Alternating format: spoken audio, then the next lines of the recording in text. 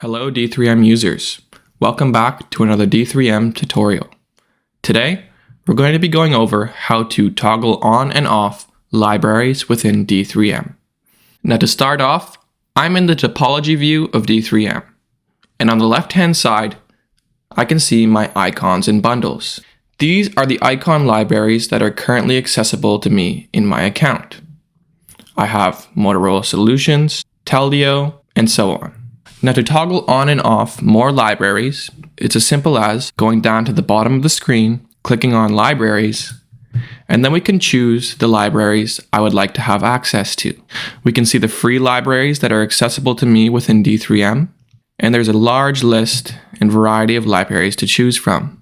Now, to toggle one of these libraries on, it's as simple as checking the box, and it'll show up in my icons and bundles library on the left-hand side. If I'd like to preview a library first, I can simply click the eyeball on the right-hand side, and you can first see what icons are available within that library to make sure it's the one you'd like to choose. Clicking on Done, we can see that the library that I selected, Apple, is now within my Icon and Bundles tab on the left-hand side.